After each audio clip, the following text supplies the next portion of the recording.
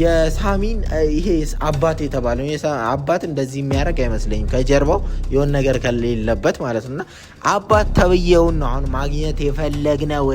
ግን በእናትህ ንገረኝ የሳሚን አባት አግኝቷል?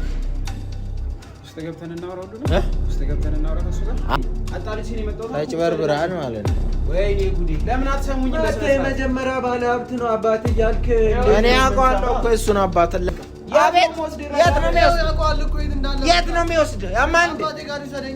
ሰላም ውድ ቤተሰቦቻችን እንዴት ናችሁ? እግዚአብሔር የተመሰገነ ይሁን እኛ ደህና ነን። ዛሬ ያው አይታችኋል ሳሚን እንደዛ ቅጥቅጥ አድርገውት ብዙ ነገር ተፈጥሯል።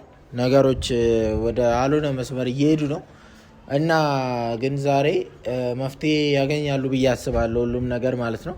ያው ገኒም እስካሁን ድረስ አልለቀቋትም፣ እዛው እንደታፈነች ነው እና ነገሮችን ፊት ለፊት መጋፈጥ ያለብን ይመስለኛል። ምክንያቱም ከዚህ በላይ ከታገስንም ሌላ ችግርም ተጨምሮ ተደርቦ ሌላ ችግርም ስለሚፈጠር ማለት ነው እና ስለዚህ አሁን ማድረግ ያለብን ምንድነው እሱ ከዚህ በላይ ማጣራት ከዚህ በላይ ነገሮችን ቼክ ማድረግ እንዳለብን ተሰምቶኛል ማለት ነው እና ቤተሰቦቻችን ዛሬ ያው ደበሊ ይመጣል ማለት ነው። የሚመጣው ደግሞ ምንድነው እሱ የሆነ ነገር ይዞ ነው።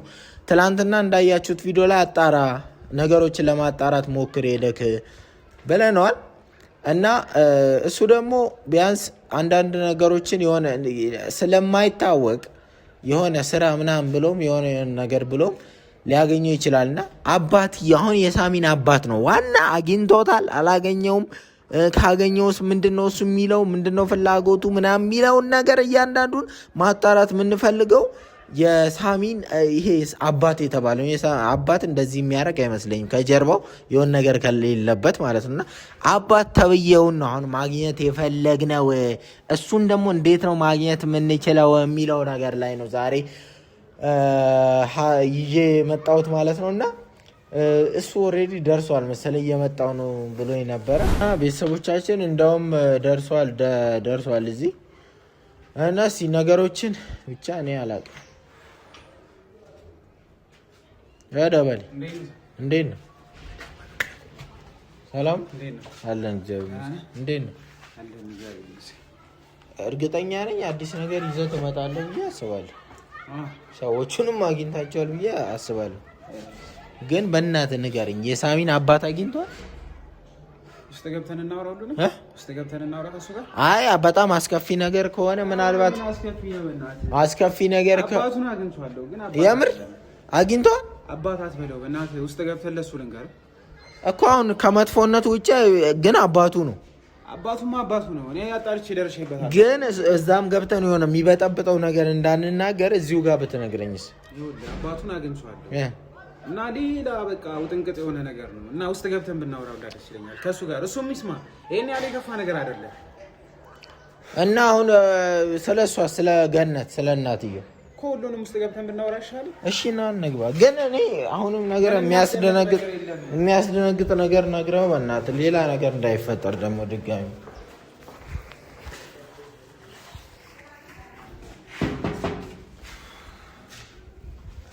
የሆነ በቃ አንተ ወይ ለእኔ ንገረኝና ምንም የሚያስከፋ ነገር የለም። በቃ እውነታውን እሱ እንዲያውቅ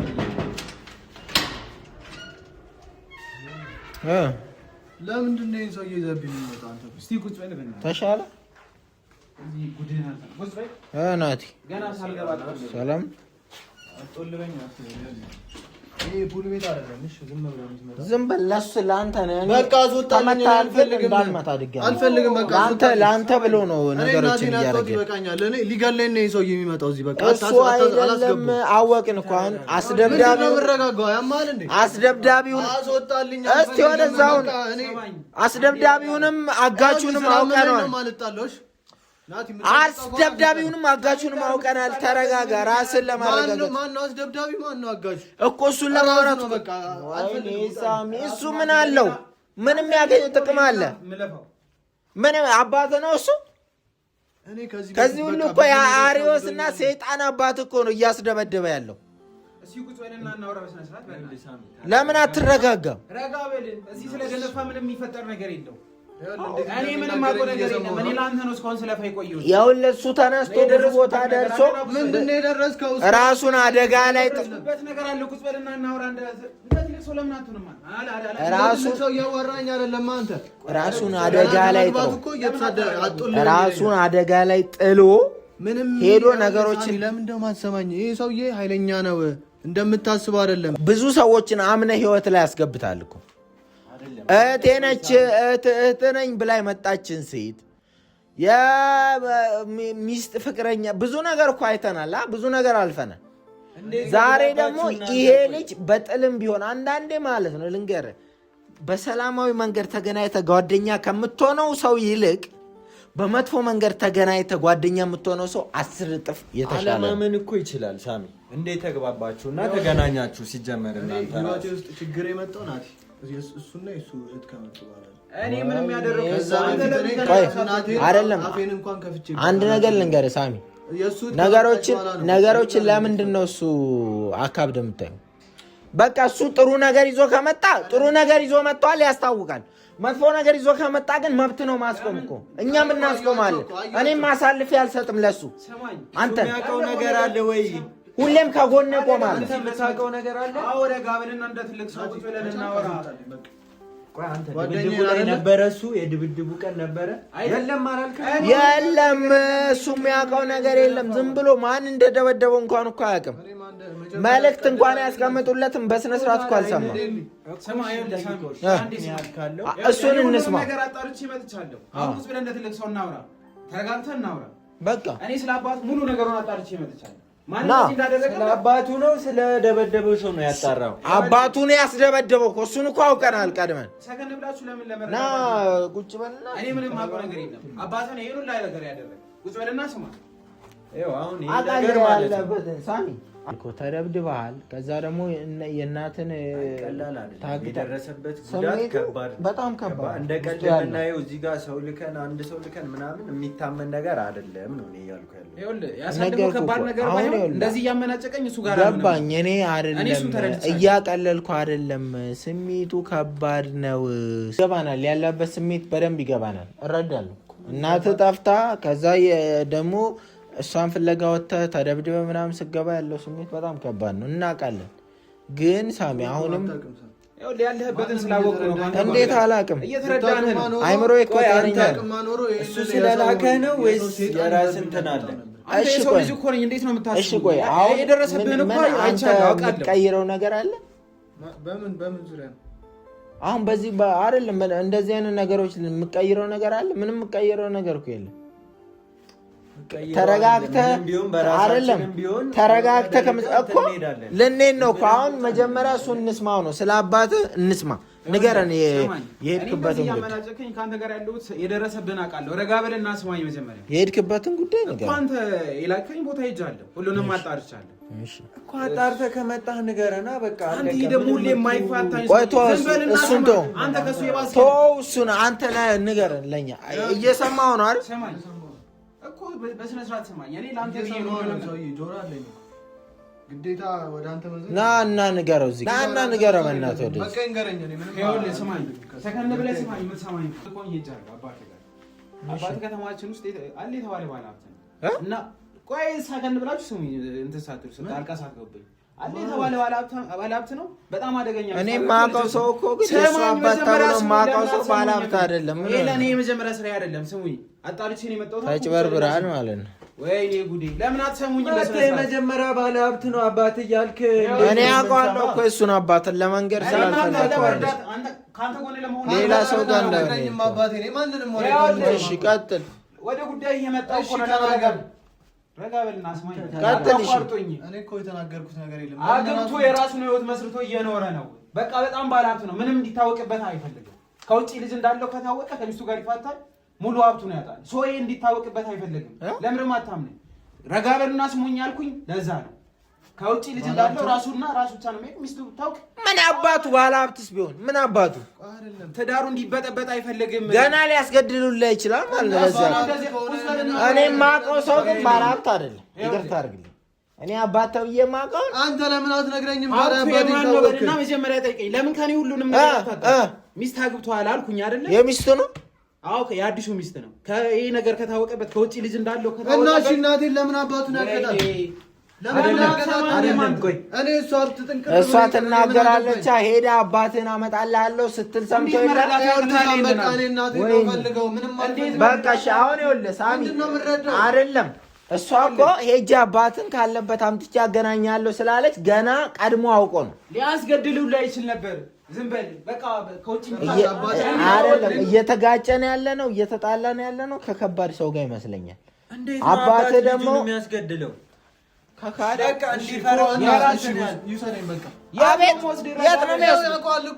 የት ነው የሚወስድ? ያማንድ ይገላል።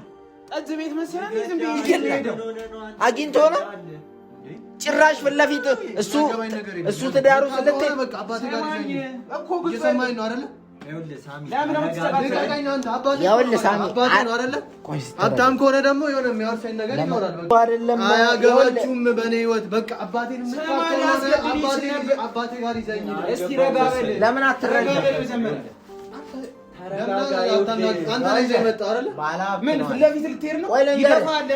ባለ ሀብት ነው አለ። ሀብቱ ደግሞ በሚስቱ በኩል ያለ ንብረት ነው። ስለዚህ ሳሚ የሚባል ልጅ አለው ከተባለ ትፈታዋለህ።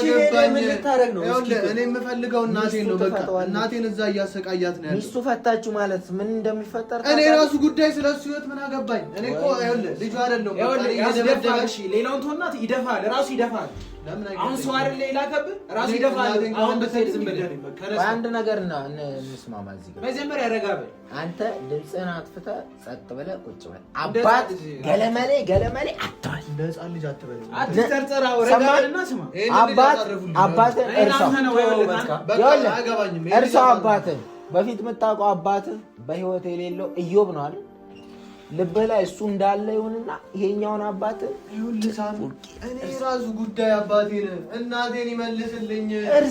እሺ ቆይ ሀብቱም የራሱ ጉዳይ ሳይገባኝ ቀርቶ አይደለም። ረጋ ስትል ሁሉ ነገር ማስተካከል የሚችለው አሁን እንደዚህ ደፍተህ ያንን ደግሞ አሳምነን ምንም እንዳትናገር ጸጥ እንድትል ማሳመንና እሷን ማስለቀቅ ነው። እኮ ለንብረቱ አንተንም አስደበደበ ምንም እንዳትናገር ብሎ ምን አይነት አባት ነው? ተረጋጋ። ምንም አያስፈልግም። እንደዚህ ሆነ ምንም የሚፈጠር ነገር የለም። ነው እንጋፈጠው። ስማ ፊት ለፊቱ ዘለኝ እኔ እጋፈጣለሁ። አንተን ይገላል። እናቴን ከሚገል ይሻለኛል።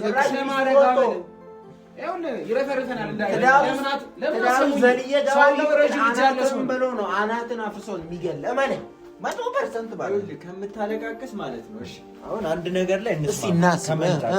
እናቴ ሐሳብ ወይ እሱን እንስማው። ሐሳብ ካለ ተናገር። ይኸውልህ ሰውየው ሀብታም ከሆነ ንብረቱ ደግሞ የሚስቱ ከሆነ እሺ ሳሚን በምንም አይነት መንገድ እንዲታወቅበት አይፈልግም። አዎ ከታወቀበት ምክንያቱም እሷ ምንም ልጅ የለኝም ብሎ እስከቀረባት ድረስ ህይወቱ ይበላሻል ማለት ነው። ከተመቻቸ ህይወት ደግሞ ማንኛውም ሰው መውጣት አይፈልግም። መውጣት አይደለም ንብረት ገንዘብ የማያደርገው ነገር የለም። ወንድምህን ያስገድላል፣ እናት አባትን ያስገድላል። ያዘው በእናቴ ድብደባ እንኳን መከላከል ያልቻልክ ሰውዬ ጭራሽ ሄደህ እንትን ትላለህ ከእሱ ጋር። ከተራራ ጋር ሰው እንዴት ይጣላል? ገንዘብ ያለው ስለ እናትየው እሺ፣ ስለ ደበሊ ስለ ገነትስ እንዴት ነው የምናደርገው? ስለ እሱ ነገር ጠይቃል። አሁን ምንድን ነው የምናደርገው? ምን አዲስ ነገር የሰማው ነገር አለ?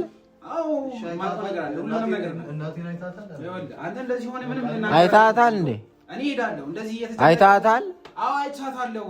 ይኸውልህ እናት ምንም እናቴ ትንሽ ለሲቷ እግሯ ስር ወድቄ ይቅርታ ማለት ነው። ተረጋግተን እንመካከርበት። እናቴ እኮ ናት። ይገባኛል። ለምንድን ነው የማይገባኝ? በጭቅጭቅ አይደለም። ረጋ ብለህ መጀመሪያ ረጋ በል። ትልቅ ሴት ናት። አውቃለሁ። እንግዲህ ምን ታደርጋለህ? እድልህ ነው። ምንም አደረጋለሁ። በቃ እኔን ይግደለኝ እዛ፣ እሷን ግን ይልቀቃት። በቃ እናቴን ይልቀቃት። ሲጀመር ከአንተ ራስህ ጣጣ ወርደህ የስለት ልጅ ነህ። ኧረ የሆነ ነገር እኮ በስለት ሳሉ ጋር አስወጣልኝ ከዚህ ምን ያርግ ነው የሚያወራው? ደበሌ ምን ያርግ? ቆይ እንዴት ነው እናትየዋ ነው ምን እንደሚፈልገው ሰውየው ምን እንደሚፈልገው ሰውየው ምን እንደሚፈልገው እናትየዋን ለመልቀቅ ገነት ምን እንደሚፈልግ ነግሬያችኋለሁ እኮ እሺ እናትየው በህይወት አለች ታስራለች ትንሽ ተቆርጣለች ምን እንጂ ምንም አልሆነች ረጋ በል ያልኩህ ለዚህ ነው ተረጋጋ ምን ሆነች እናቴ እሱ ነው እንዲያገታት ራሱ ነው በቃ እሱ ተረጋጋ እሱ አይደለም ምን አደረገ ተረጋጋ አምጣው እኔ ምንም አሳየኝ እናቴ እሱ ምን ያርግሽ የት ነው የሚያሳይሽ እሱ አንዴ እያወራ ያለው እኔ ምን ያርግ ልረዳ እየሞከርኩ ነው ቢገባ በቃ እሱ ፈልገው ነገር አንተ ተረጋጋ ነው ፈልገው ልቀቀኝ አሳያለሁ ምን ልታመጣ ነው በቃ እኔ ንግደለኝ ከፈለገ እናቴን ይልቀቅና እንደዚህ የጅል ሐሳብ አታስብ የጅል ሐሳብ አትበለኝ አንተ ይገና ሳይ በእናትህ እሱ እኮ በአንድ ሽጉጥ እኮ ለሚደፋ ነገር ነው እኮ እዚህ ጋር የምትታገለው አትወጣም ግባ ምገባበት ወደ ውስጥ ግባ ታስራለች ትንሽ ተቆርጣለች ግን አለች ደግሞም ትለቀቃለች እንደዚህ ሆነ እኮ አንተ ምን እሺ በቃ አሁን እኮ የሚፈልገው ሰውየው ሁሉንም ሚስጥር አፈነን ቁጭ እንድንል ነው አይደል በቃ እሱ ነው የሚፈልገው እንዳናወጣበት ሀብቱ እንትን እንዳይልባል በጣም ጥሩ ስለዚህ ስማ ለጊዜው ቀስ ብሎ ነገሮችን ማሳካት ይቻላል አሁን ቢያንስ ማንነቱን ቪዲዮ ላይ ማላወጣም ፎቶም ካገኘን ቪዲዮ ላይ አውጥተን የሚፈጠረውን ነገር ቦታ ቀይሮም ቢሆን መጥቶ እንዳይወስዳቸው ድጋሚ ቦታም ቀይሮም ቢሆን በቪዲዮም ቢሆን ይፋ ማድረግ ነው አለማሳየታችን ጠቀመና አዎ እስካሁን ድረስ አባትየው አለመታየቱ ማለት ነው ስለዚህ በተረጋጋ መንፈስ እንጂ ተንጠርጠረ እዛ ሄደ ምናምን አይሆንም እንዲህ ስለተወራጨ ምንም ይፈጠር ምንም አንተ አቅሙ የለህም ከሱ ጋር የምትጋፈጥበት እሱ ደግሞ ገንዘብ ውጭ ማሰቢያ የለውም ይሄንን ካደረግ ቢያንስ ለመፍትሄ ማሰቢያ ጊዜ ይኖረናል አዎ የታገተችው እናት ነች አንድ ቀንም እንኳን እንድትለያት አንፈልግም እኛም የተቻለን እናደርጋለን እንደዛ ነው እኔ ከጎን ነኝ ችግር የለውም ይኸውልህ እናት አሁን እኮ ተረጋጋ እናት ቤታለች ትንሽ የተቆጣ እኔ ቆይቻ ለማንም ከፍትል ለኔ እና የሆነ መፍትሄ እንፈልግ እኛ ራሳችን መፍትሄ እንፈልግ ከዛ በኋላ ያለውን ነገር እንትንላለን ቁጭ በል አንተ ያለችበትን ሁኔታ ይኸውልህ ረጋ በልና መጀመሪያ ረጋ በልና ቁጭ በል እናት ምንም አልሆነችም ይሄንን በማወቅ ራሱ በቃ አሁን እኮ ነገርኩህ እኮ ና እኛ መፍትሄ እንፈልግ አንተ ናት እዚሁን አብረከው አንተ እኔማ እዚህ ነኝ የት እሄዳለሁ አብረው እዚሁ